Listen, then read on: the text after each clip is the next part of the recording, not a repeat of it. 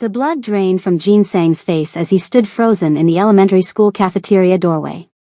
The man who'd ended rivals with a single phone call, who commanded a billion-dollar criminal empire spanning 3 continents, who'd never flinched at violence or betrayal, stood paralyzed by what he witnessed.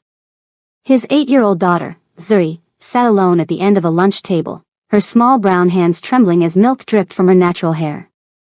3 girls stood over her, laughing. And not a single adult moved to help. In that moment, Jin Sang realized the truth. He'd been protecting his daughter from the wrong enemies. The real danger wasn't in the dark underworld he navigated daily. It was here, in the fluorescent-lit halls where he'd thought she was safe. What he discovered next would bring a Mafia kingpin to his knees, and ignite a forbidden love that would change everything.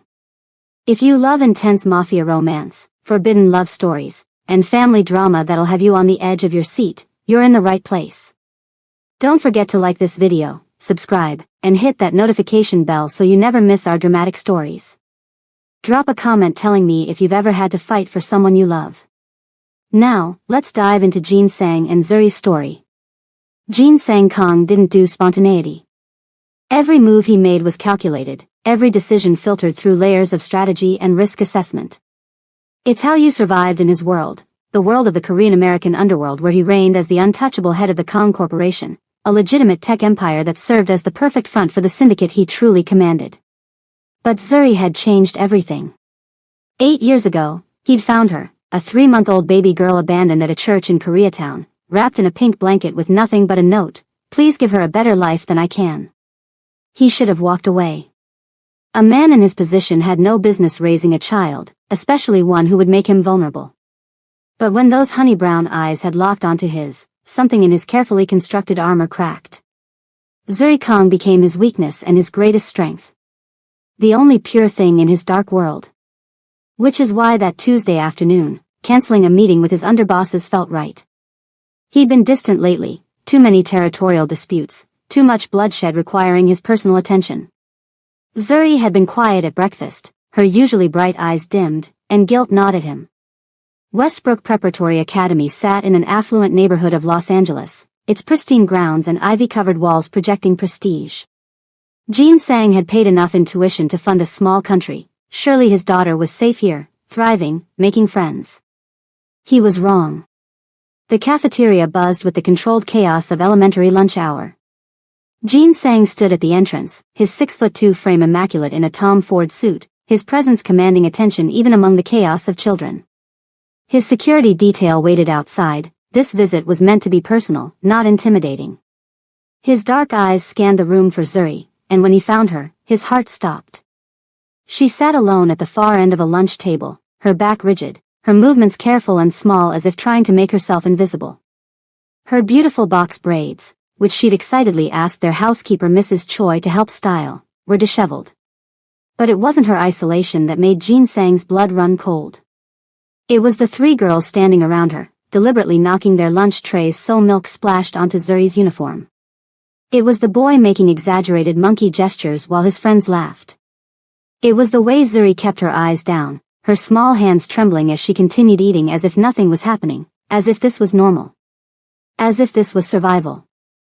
Jin Sang's vision tunneled. In his world, disrespect was answered with swift, brutal consequences. Every instinct screamed at him to intervene, to make these children, and their parents, understand what happened when you hurt what belonged to him. But he couldn't move. Because what froze him wasn't just the bullying. It was the teachers. 2 lunch supervisors stood less than 15 feet away, watching. Their eyes skated over Zuri's table, registered the harassment, and deliberately looked away. One even smiled indulgently at the children tormenting his daughter as if it were harmless play. "Zuri probably doesn't even know what that means," one boy said loudly, pointing at the book she was reading. "My mom says people like her don't test well. Something about genetics."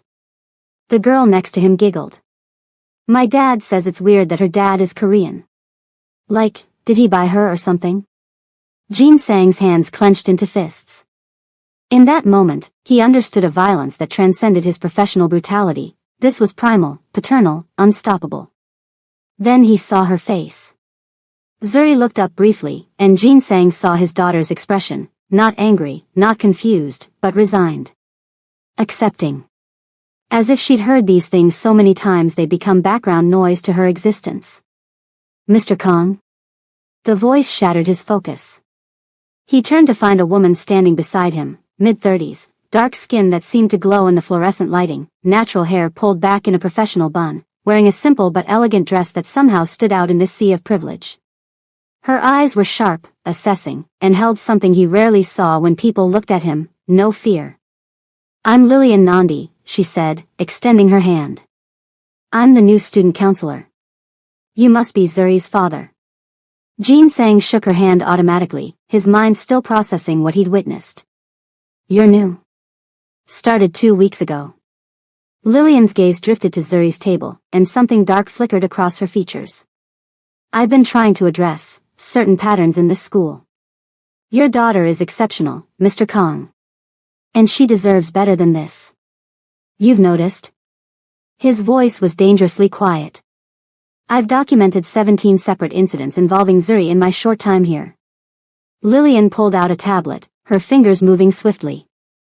"I've submitted reports to Principal Whitmore, recommended interventions, requested meetings.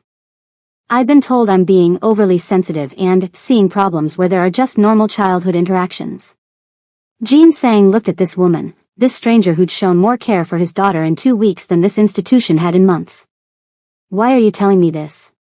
Lillian met his eyes directly. "Because I know who you are, Mr. Kong. And I'm not afraid of you." She paused. But they should be afraid of what happens when a father discovers his child has been suffering in silence. Before Jin Sang could respond, a commotion erupted at Zuri's table. One of the girls had accidentally knocked Zuri's entire lunch tray onto the floor. Food splattered across her uniform, and the cafeteria erupted in laughter. Zuri stood slowly, her small face carefully blank, and began cleaning up the mess with napkins. Not crying. Not protesting. Just accepting. Jin Sang moved. Silence fell across the cafeteria like a blade. Jin Sang Kang's presence had that effect, cultivated through years of commanding rooms where one wrong word meant death. Children stopped mid-sentence, instinctively recognizing a predator even if they didn't understand what kind. "Appa?" Zuri's voice was small, shocked. Her eyes widened with something that broke Jin Sang's heart, fear. Not fear of him, but fear that his presence would make things worse for her later. He knelt beside her, ignoring the spilled food, and gently took her small hands in his. Up close, he saw what he'd missed during their rushed mornings, the circles under her eyes, the way she flinched slightly at sudden movements, the defensive set of her small shoulders. "You don't have to clean this up, Natal," he said softly, using the Korean endearment. "My daughter. This wasn't your fault." "It was an accident," Zuri whispered, and Jin Sang heard the script she'd been taught to recite. The lies she'd learned to tell to survive. "Mr. Kong." A woman in her 50s bustled over, her smile too bright, too practiced. "What a wonderful surprise. We didn't know you'd be visiting today. I'm Mrs. Pritchard, the lunch coordinator." Jin Sang stood slowly, and his full height combined with the coldness in his eyes made Mrs. Pritchard's smile falter. "You were standing right there," he said quietly. "You watched those children harass my daughter. You did nothing." "Oh, I think there's been a misunderstanding. Do I look like I misunderstood what I witnessed?" The temperature in the cafeteria seemed to drop. Mrs. Pritchard's face flushed. "Children sometimes play rough. We encourage them to work things out independently. She's 8 years old and eating lunch alone while being pelted with food and racial slurs." Jin Sang's voice never rose, but it cut like razors. What exactly should she work out independently about that situation? Lillian appeared at his elbow, addressing the children who'd surrounded Zuri. "Ashley, Brandon, Mackenzie, you 3 need to come with me to my office. Now." "We didn't do anything," Ashley protested. "It was just a joke." "Then you can explain the humor to me," Lillian said firmly. "And to your parents when I call them." "You can't just," Mrs. Pritchard started. "I can, and I will." Lillian's voice carried authority. "Mr. Kong, why don't you take Zuri to get cleaned up?" I'll meet you in my office in 15 minutes. We need to have a serious conversation about what's been happening.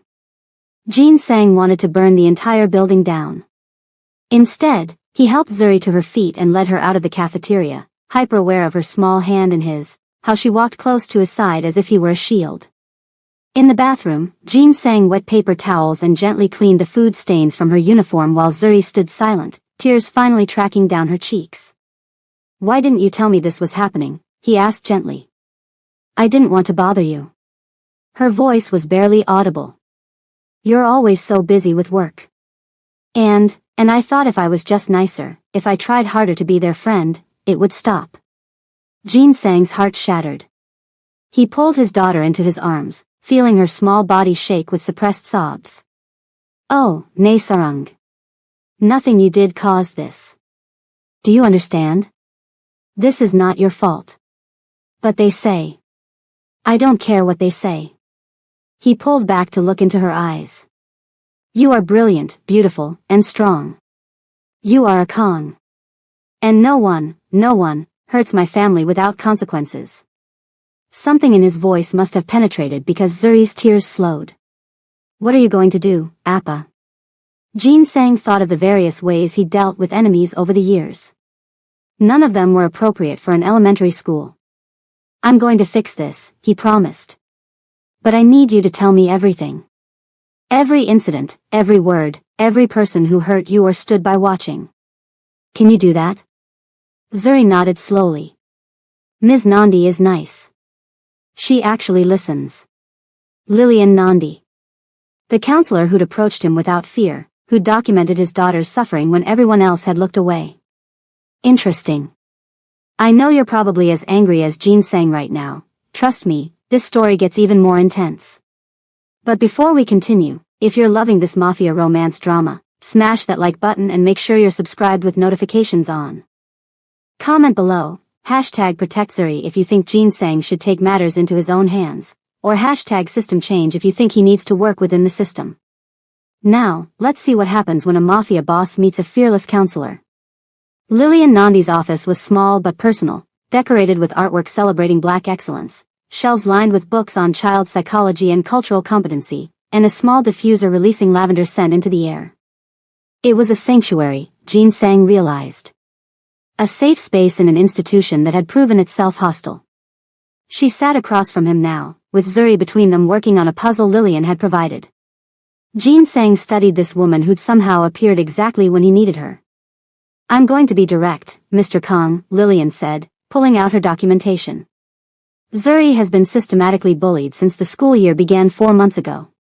The harassment includes racial slurs, physical intimidation, social isolation, and what I believe is implicit bias from several staff members who view her as difficult or too sensitive when she reports incidents. Jin Sang's jaw clenched. Names. I have them all documented. Lillian handed him the tablet. But here's what you need to understand. This isn't just about individual students or even individual teachers. This is systemic. Westbrook Prep talks a good game about diversity, but they've never actually had to practice it. Zuri is one of 3 black students in the entire elementary school, and the only one with an Asian parent. She represents something that makes them uncomfortable, so they've chosen to other her rather than protect her. Then I'll remove her. Transfer her to a school that actually deserves her presence. You could, Lillian agreed. But will that solve the problem? Or will it teach Zuri that when institutions fail her, the answer is to run rather than fight for change? Jin Sang's eyes narrowed. You don't know anything about me, Ms. Nandi. Fighting is what I do. I know exactly who you are, Mr. Kong. Lillian leaned forward, her dark eyes intense. I did my research the day Zuri was enrolled. I know about Kong Corporation. I know about the rumors of your other business interests. I know you're a dangerous man. And yet you're still here. Alone in a room with me. Because I've spent my career fighting for children who can't fight for themselves. Do you think I'm going to stop because their father could make me disappear? She smiled slightly. Besides, you're not going to hurt someone trying to help your daughter. That's not who you are with her. Something shifted in the air between them. Jean Sang had spent decades reading people, identifying weaknesses, exploiting fears. Lillian Nandi showed him none. She met his intensity with her own, matched his protective fury with professional determination. She was magnificent. "What do you propose?" he asked. "I propose we document everything, build an irrefutable case, and force this school to implement real change." "But Mr. Kong," she paused, choosing her words carefully, "that means doing this the right way. No threats, no intimidation, no making problems disappear the way I'm sure you're accustomed to. This has to be above board. You're asking a wolf to play by sheep rules. I'm asking a father to model for his daughter that power used righteously is more effective than power used ruthlessly." Lillian glanced at Zuri, who was listening while pretending not to. "What do you want her to learn from this?" Jean Sang followed her gaze. Zuri was watching him with those honey-brown eyes, waiting to see what kind of man her father would be.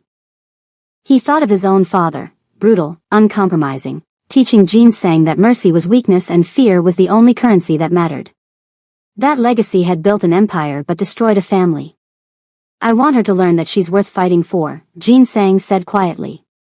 "That her voice matters. That she never has to endure silence again." Lillian smiled, a real smile that transformed her entire face. "Then we're on the same page. But Mr. Kong, I need you to trust me. Can you do that?" Trust. A word that meant nothing in his world, where betrayal was expected and loyalty was purchased. But as he looked at this woman who documented his daughter's suffering, who'd stood up to administration on Zuri's behalf, who looked at him without fear but with challenge and respect, Jean Sang found himself wanting to try. "Tell me your plan, Ms. Nandi." "Call me Lillian," she said. "And the first step is a formal meeting with Principal Whitmore. Tomorrow, with everything documented. We're going to make this impossible to dismiss or downplay. And if they still refuse to act?" Lillian's smile turned sharp. "Then we escalate. I've worked in education for 12 years, Mr. Kong. I know exactly which pressure points to push, which boards to notify, which media outlets love stories about prestigious schools failing minority students." Jean Sang found himself smiling back, a real smile, rare and genuine. "You're quite strategic, Lillian. I learn from the best." She stood, extending her hand again. "My father was a community organizer. He taught me that the best fights are won before the battle even begins." Jean Sang took her hand, holding it perhaps a moment longer than professional. He noticed she didn't pull away immediately either. "Appa?" Zuri's small voice broke the moment. "Is Ms. Nandi going to help us?" "Yes, sweetheart," Jean Sang said, his eyes still on Lillian. "I believe she is." Principal Margaret Whitmore was a woman who'd built a career on maintaining appearances. Westbrook Prep's reputation was pristine, its donor base wealthy and influential, its test scores impeccable. She did not appreciate disruptions to that carefully maintained image. Jean Sang Kong sitting in her office definitely qualified as a disruption. "Mr. Kong, I assure you we take all concerns about student welfare seriously," Whitmore said, her smile tight. She was 50-something, blonde hair in a perfect bob, wearing pearls that probably cost more than most people's monthly salary. "But I think there may be some misunderstanding about what you witnessed yesterday." "Enlighten me," Jean Sang said, his voice dangerously soft. He sat in her visitor's chair like it was a throne, radiating controlled menace. "Explain how I misunderstood watching my daughter be pelted with food while your staff did nothing." Lillian sat beside him, tablet ready, expression professional. "Principal Whitmore, I've documented 17 separate incidents over the past 2 weeks. That's in addition to the 6 complaints Mrs. Choi called in earlier this semester that were dismissed." "Mrs. Choi is the housekeeper, correct?" Whitmore's tone suggested this invalidated the reports. "Not actually a parent. Mrs. Choi is Zuri's primary caregiver when I'm working," Jean Sang said coldly. "Her concerns are valid." Of course. Whitmore shuffled papers on her desk. "But you must understand, Mr. Kong, children can sometimes be overly sensitive. Especially children who are adjusting to environments where they're different from their peers." The temperature in the room dropped. "Different," Jean Sang repeated. "Explain what you mean by different." Whitmore had the grace to look uncomfortable. Well, culturally. Socially. Zuri is a lovely child, but she is one of our few minority students, and your solution to that is to allow her to be bullied until she either conforms or leaves. Lillian's voice cut through like a scalpel. That's your educational philosophy? Ms. Nandi, you're new here, so perhaps you don't understand how we handle these situations. We encourage resilience, independence. You encourage black and brown children to endure racism silently, Lillian corrected. There's a difference. Whitmore's face flushed. I resent that implication. Then explain to me why Zuri has submitted 5 separate complaints this semester, all documented, and nothing has been done. Lillian pulled up her tablet. September 15th, told her hair looked like the worms, by 3 students. Your response, children are curious about differences. October 3rd, excluded from a birthday party she was initially invited to after parents learned about the Kong family. Your response, we can't control private social events. October 24th, called a racial slur on the playground. Your response, the child probably didn't understand what they were saying. Should I continue? Lillian asked. Because I have 11 more documented incidents where your response was to minimize, dismiss, or blame Zuri for being too sensitive. Jean Sang watched Whitmore's face cycle through emotions, defensiveness, irritation, calculation. He recognized the look. She was weighing options, deciding how much resistance she could mount against a parent with his resources. Mr. Kong, Whitmore said finally, trying a different approach. I understand you're upset. As a parent, that's natural. But we have procedures for handling these situations. We can't just. Your procedures have failed my daughter for 4 months, Jean Sang interrupted. So here are my terms. You will implement mandatory anti-bullying training for all staff within 2 weeks. You will institute a zero-tolerance policy for racial harassment. You will assign a dedicated counselor, he nodded toward Lillian, to monitor Zuri's integration and well-being. And you will personally call the parents of every child involved in yesterday's incident and explain what consequences their children will face. Mr. Kong, I hardly think. I'm not finished. Jean Sang leaned forward slightly. You will also institute monthly oversight meetings where parents of minority students can voice concerns directly to administration. And you will hire a diversity and inclusion coordinator whose job is to ensure this never happens to another child. Whitmore's mouth opened and closed. Those demands are completely unreasonable. The board would never approve. Then I'll take this to the board myself. Jean Sang stood smoothly. And to the media. And to every parent at this school. I'm sure they'd be very interested to learn how their tuition dollars are funding an institution that protects bullies and punishes victims. Are you threatening me, Mr. Kong? I don't make threats, Principal Whitmore.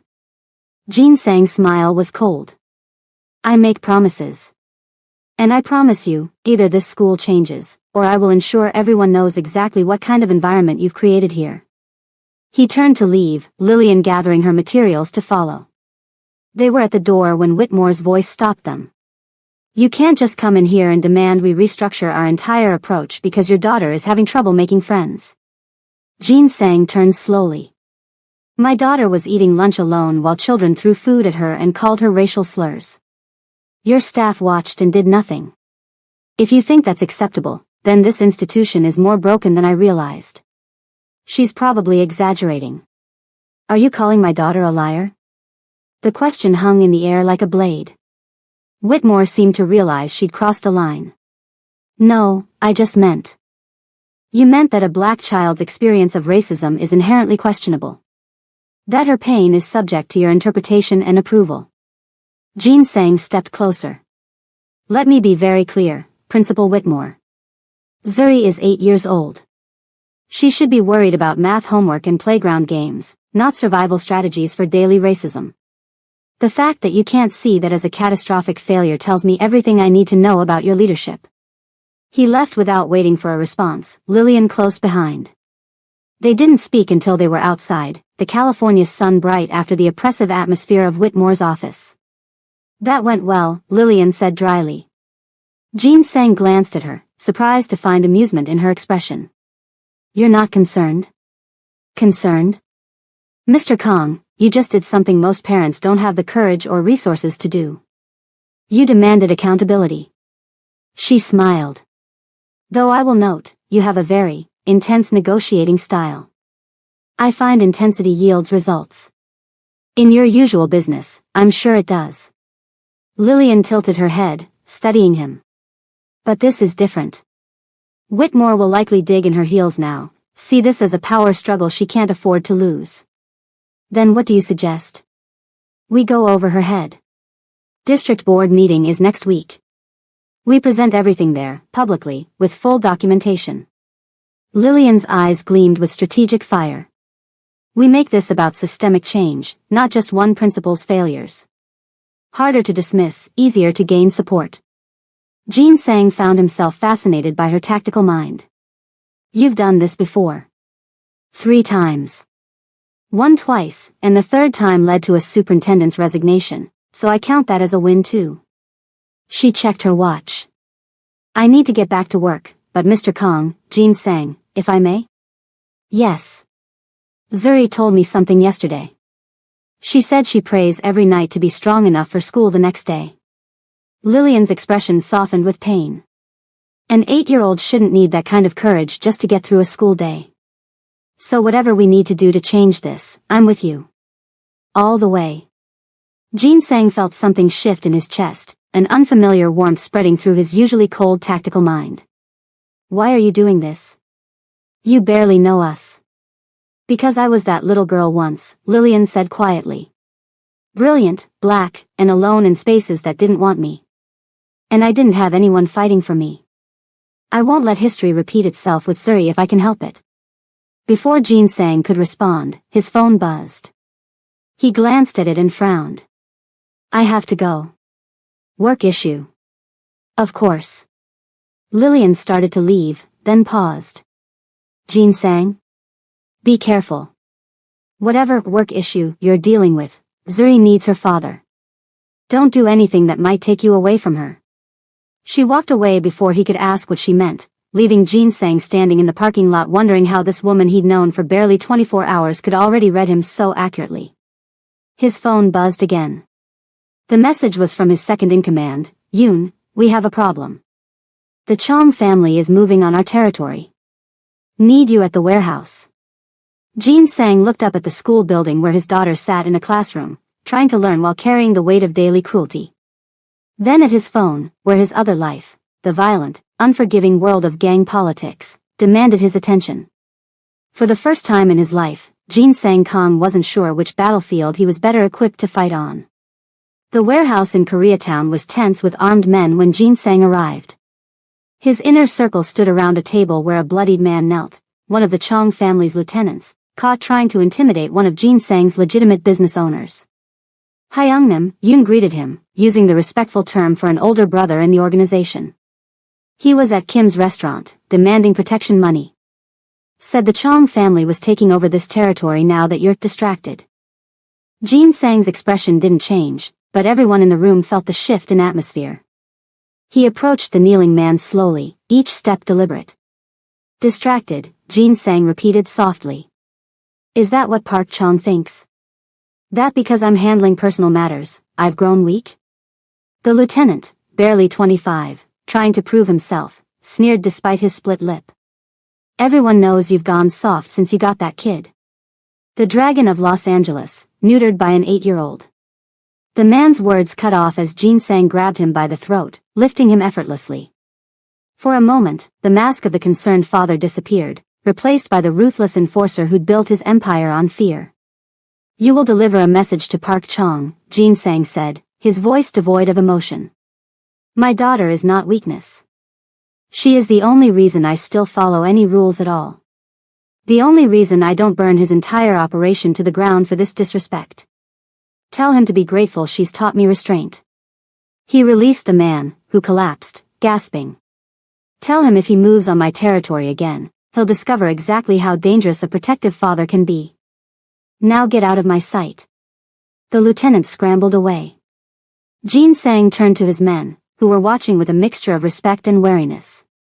Double security on all our operations, he ordered. The Chong family is testing boundaries. Show them why that's a fatal mistake.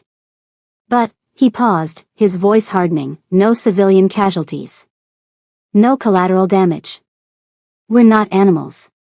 Yoon raised an eyebrow slightly. That last order was new. The old Jinsang hadn't cared about collateral damage. But Yoon simply nodded.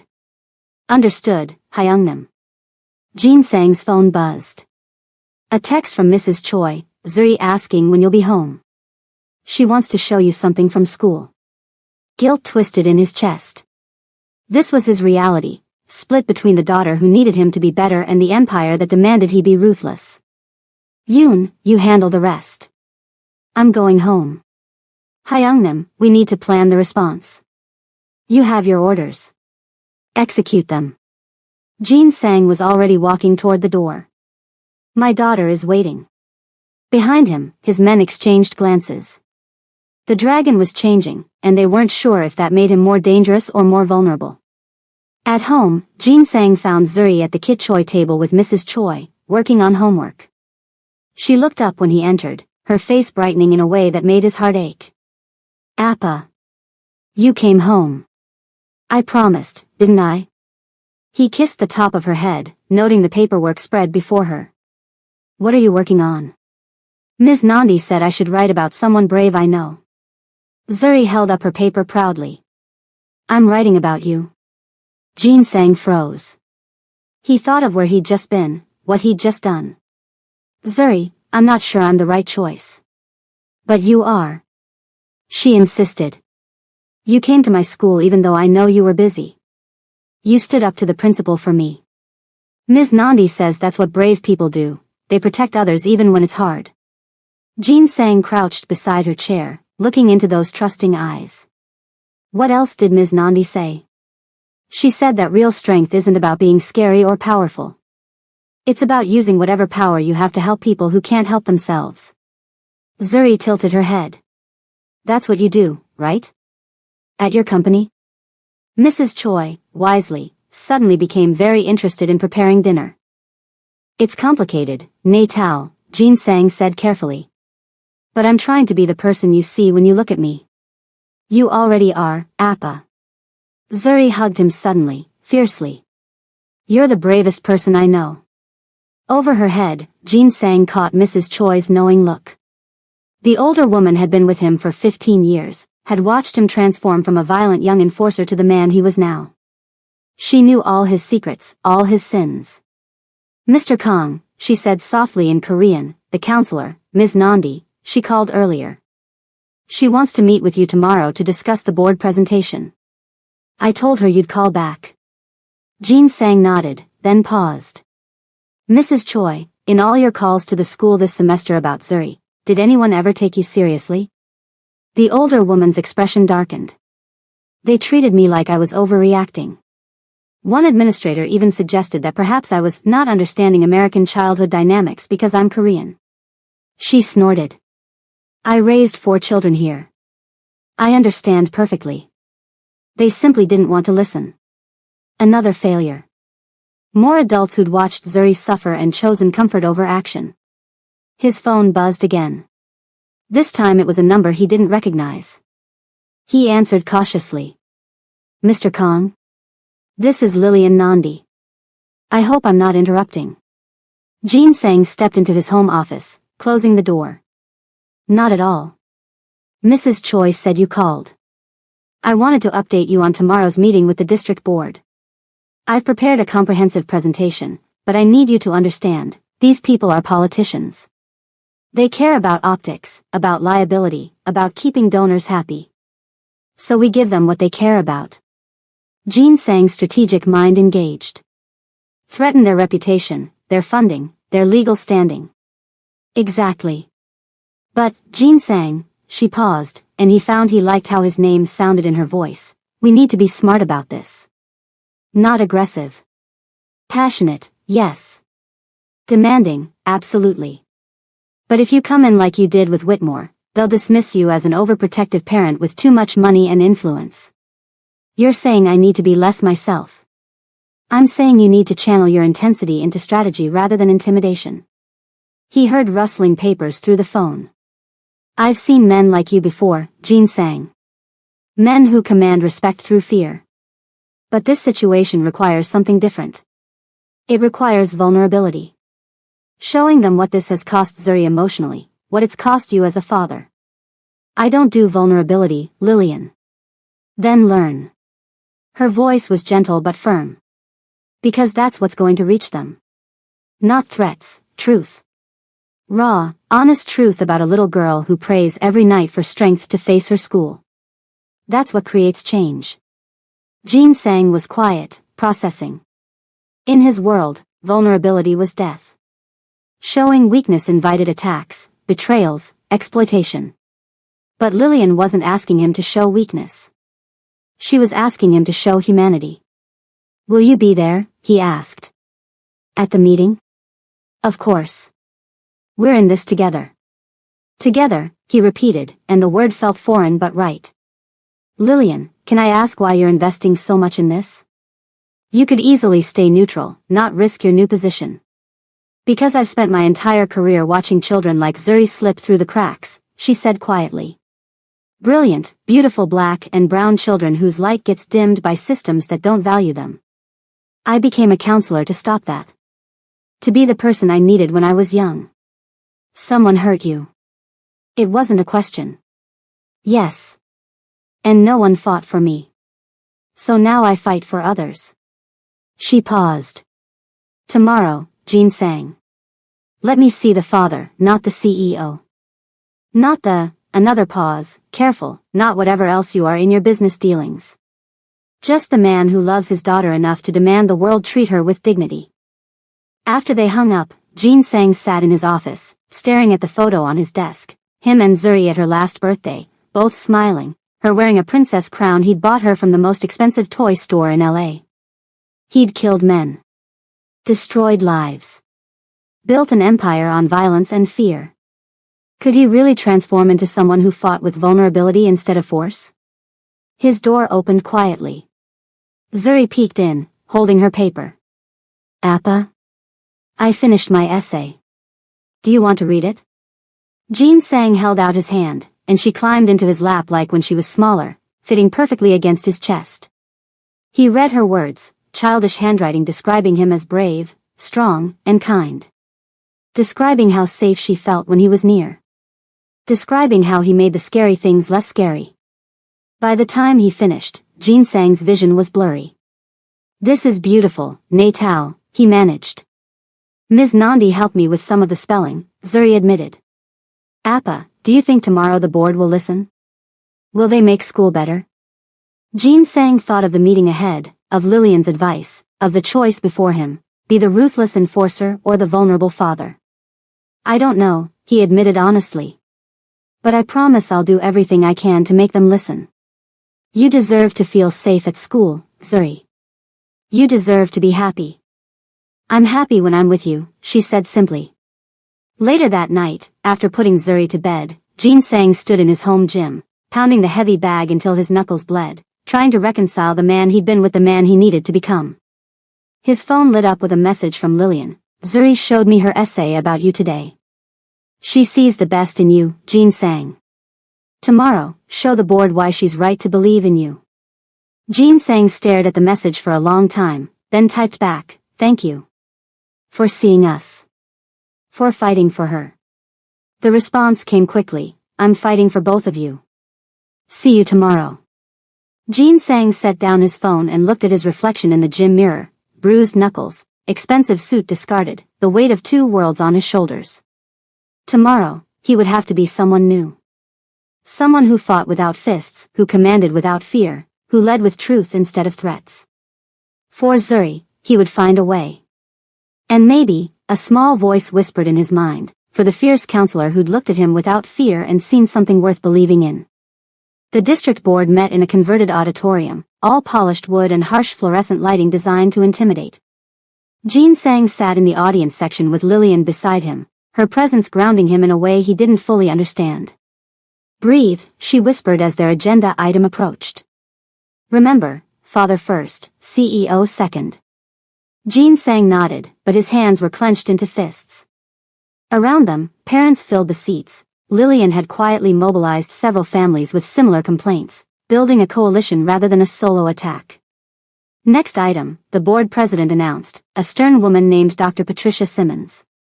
Concerns regarding student welfare at Westbrook Preparatory Academy. Mr. Jin Sang Kong and Ms. Lillian Nandi will present. They approached the podium together. Lillian set up her tablet to display on the large screen, pulling up documentation while Jin Sang stood beside her, feeling exposed in a way that had nothing to do with physical danger. Good evening, Lillian began, her voice clear and professional. I'm Lillian Nandi, student counselor at Westbrook Prep. I'm here tonight with Mr. Kong to present evidence of systematic failures in protecting minority students from racial harassment and bullying. The screen filled with data, incident reports, complaint logs, email chains showing dismissive responses from administration. Lillian walked through each one methodically, building an irrefutable case. Then she paused. But data doesn't tell the whole story. Mr. Kong, would you like to share your daughter's experience? Jin Sang stepped forward, and for a moment, every instinct screamed at him to intimidate, to threaten, to force compliance. Instead, he thought of Zuri's essay. Of her trust. Of Lillian's faith in him. My daughter Zuri is 8 years old, he began, his voice quieter than usual.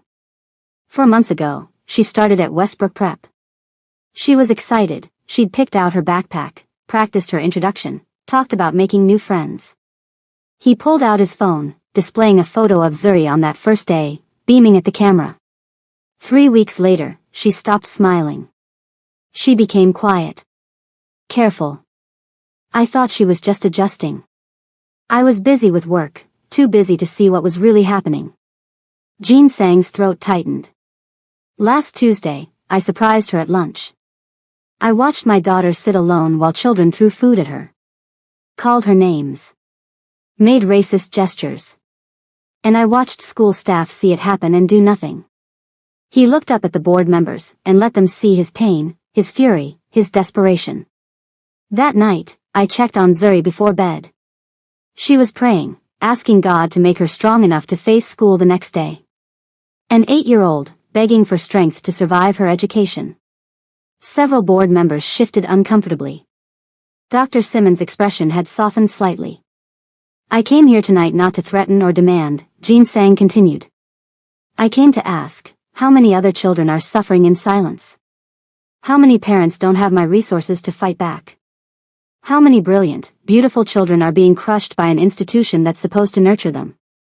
He took a breath, steadying himself. My daughter is Black and Korean.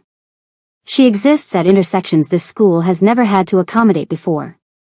But she deserves better than being treated like a problem to be managed. She deserves to thrive. Lillian stepped beside him, her shoulder brushing his in silent support. We're not asking for special treatment, she said. We're demanding basic human dignity.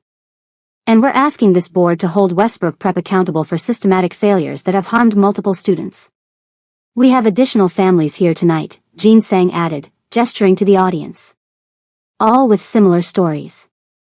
All dismissed, minimized, told their children were too sensitive or needed to toughen up. One by one, parents stood, sharing stories of racist comments ignored, cultural insensitivity excused, complaints buried. The testimonies painted a damning picture. Dr. Simmons called for a brief recess. When they reconvened, her expression was grim. Mr. Kong, Ms. Nandi, and the families who testified tonight, thank you for your courage in bringing these matters to our attention. The board takes these allegations extremely seriously. Allegations? Jin Sang's voice hardened. With all due respect, Dr. Simmons, we've provided documentation. Lillian's hand on his arm stopped him. She stepped forward smoothly. Dr. Simmons, what specific actions will the board take to investigate these documented incidents and prevent future occurrences? We will launch a comprehensive review of Westbrook Prep's policies and practices, Dr. Simmons announced. Including mandatory training for all staff, revised incident reporting procedures, and quarterly oversight meetings. Principal Whitmore will be placed on administrative leave pending investigation. Jin Sang felt Lillian's hand squeeze his arm in victory. Additionally, Dr. Simmons continued, We will be hiring a district-wide director of equity and inclusion, and establishing a parent advisory board to ensure ongoing accountability. Timeline? Lillian asked. Training begins within 2 weeks.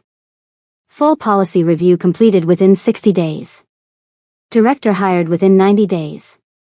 It was more than Jean Sang had expected, but he still felt the rage simmering. And consequences for the staff who witnessed my daughter's harassment and did nothing?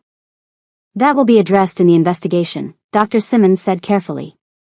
I understand your frustration, Mr. Kong. But we must follow proper procedures. Jean Sang started to argue, but Lillian's voice cut in.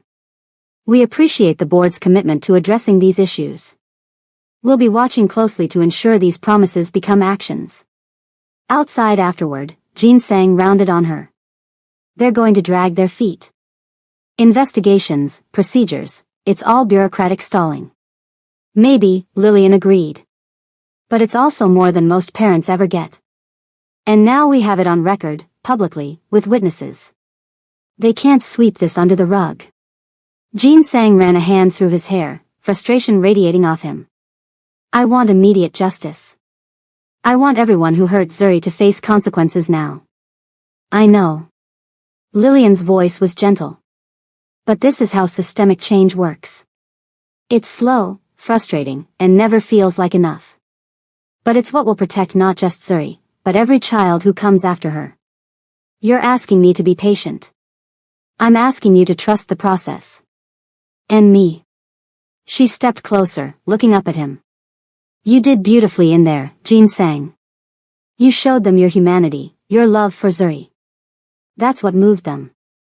They stood in the parking lot, the California night warm around them, and Jean Sang became acutely aware of how close Lillian was, how her eyes reflected the streetlights, how his heart was racing in a way that had nothing to do with confrontation. I couldn't have done this without you, he said quietly. Yes, you could have. But I'm glad you didn't have to. Lillian smiled. Your daughter is lucky to have you fighting for her. She likes you, Jean Sang said. Zuri. She talks about you constantly. Says you're the only teacher who really listens. She's an incredible kid. Brilliant, creative, resilient beyond her years. Lillian's expression turned sad.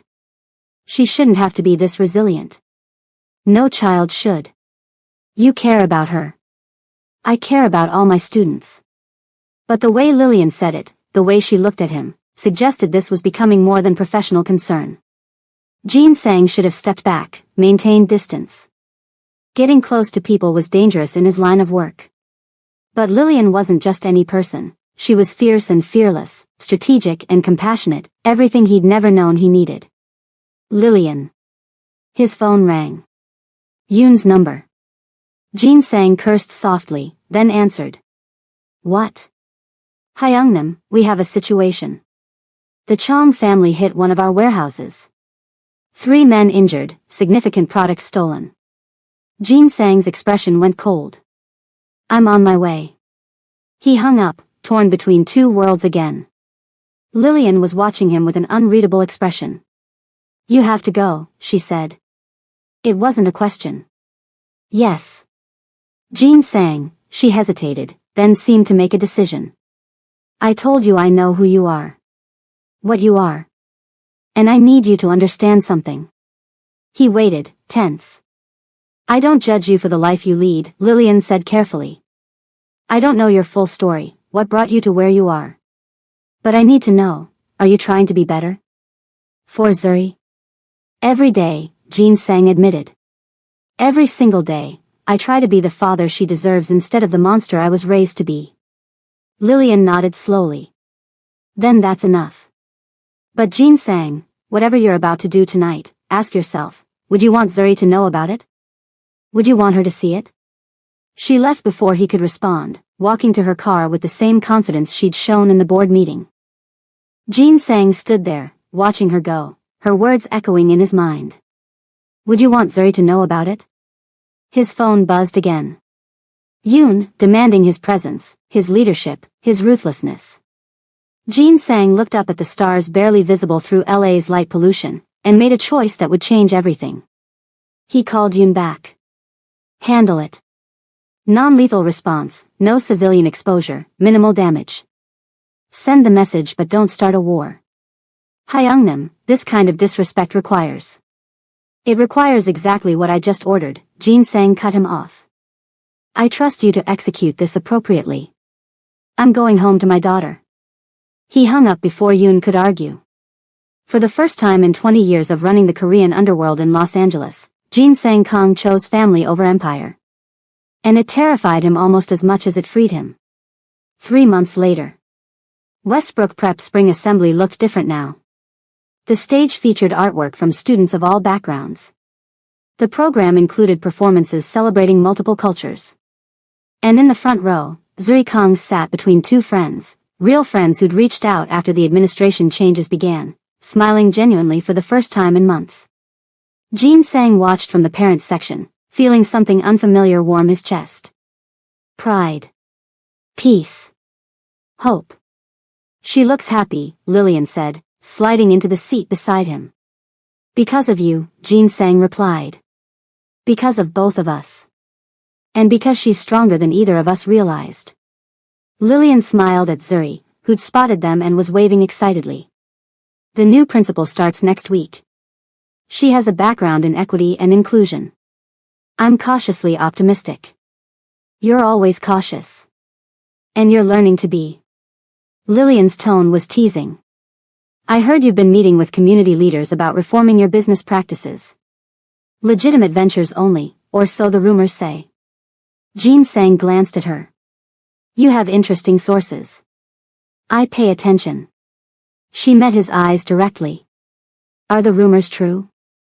I'm transitioning, Jin Sang admitted. It's complicated and dangerous and will take time. But yes.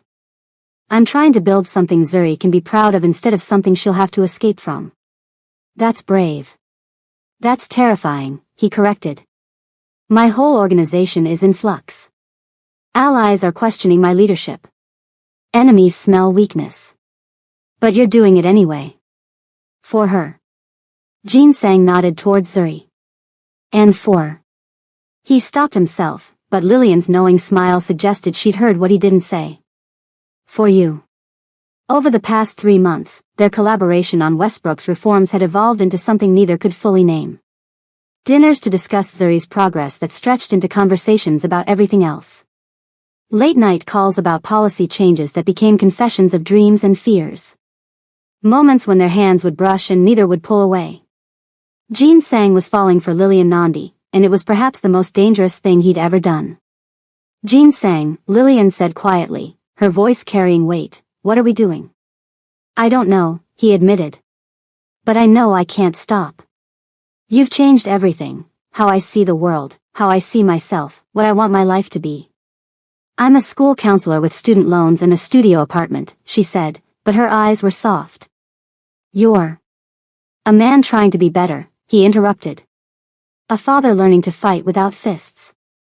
Someone who wants to deserve the way you look at him. The assembly started before Lillian could respond, but her hand found his in the darkened auditorium, fingers intertwining like a promise. On stage, Zuri stood with her class to perform a song about kindness and inclusion. Her voice was clear and confident, her smile bright, and when she looked at her father in the audience, Jin Sang saw what he'd been fighting for all along. Not just safety. Not just justice. But the chance for his daughter to simply be a child, joyful, curious, unburned. After the assembly, as parents mingled and children played, Jin Sang found himself surrounded by families who testified at the board meeting. They'd formed a coalition, meeting monthly to ensure the school's promised changes actually materialized. Mr. Kong, one mother said, I wanted to thank you. Because you spoke up, my son finally told me about the harassment he'd been facing. We're working through it now, but at least it's not invisible anymore. More parents shared similar stories. Jin Sang accepted their gratitude, uncomfortable with being seen as a hero when he felt like anything but. Zuri ran over, breathless and happy. Appa. Did you see? I sang the solo part. You were magnificent, Natal. He lifted her into his arms despite her protests that she was too big for that now. I'm so proud of you. Ms. Nandi said I was brave, Zuri reported. she said, speaking up about what happened helped other kids too. Is that true? Very true, Jin Sang confirmed. Your courage changed everything. Our courage, Zuri corrected, then spotted her friends calling her to play. Can I go? We're going to the playground. Jin Sang set her down, watching her run off with the confidence of a child who finally felt safe in her environment. She's really okay, Lillian said, appearing at his side again. You did that. We did that, he corrected, echoing Zuri's words. They stood together, watching the children play, and Jin Sang felt the weight of his double life pressing down. He was changing, yes, but he couldn't transform overnight. There were still dangerous elements, still enemies, still the constant threat of his past consuming his present. Lillian, there's something you need to know, he started, then stopped. How did you explain to someone that loving you might put them in danger? That your enemies would see them as leverage? That caring about you was a risk most people couldn't afford to take. I know, Jin Sang, she said softly. I know who you are, what risks come with being close to you. I've known from the beginning. And you're still here. I'm still here. She turned to face him fully. Because I see who you're becoming, not just who you were. Because your daughter deserves both her father and her counselor to fight for her. And because... She paused, vulnerability flickering across her face. Because? Jin Sang prompted, his heart racing. Because I haven't been able to stop thinking about you since the day we met, Lillian admitted. And I've tried, believe me. You're complicated and dangerous and everything I should avoid. But I can't. I don't want to. Jin Sang cupped her face gently with one hand, mindful of the parents and children around them but unable to resist the pull any longer. I don't deserve you, he said quietly. But I want to try. I want to be someone who does. Then keep trying, Lillian whispered. Keep becoming. And let me be part of that journey. Behind them, Zuri's laughter rang out across the playground, pure and joyful and free. Jin Sang Kong had spent his life fighting, for power, for survival, for dominance. But watching his daughter play while the woman he was falling for stood beside him, he realized the most important fight was the one to be worthy of this moment. The battle wasn't over. The Chong family still posed threats. His organization still demanded attention. The school's changes were fragile and would require constant vigilance. But for the first time in his life, Jin Sang Kong wasn't fighting alone. And that made all the difference. Thank you so much for watching. What did you think? Is Jin Sang making the right choice? Can a mafia boss really change for love and family? Drop your thoughts in the comments. And if you're obsessed with this story, smash that like button, subscribe for more intense Afro-Korean romance dramas, and hit the notification bell. Check out our playlist for similar mafia romance stories. Until next time, remember, sometimes the most dangerous battles are fought with love, not violence. See you in the next video.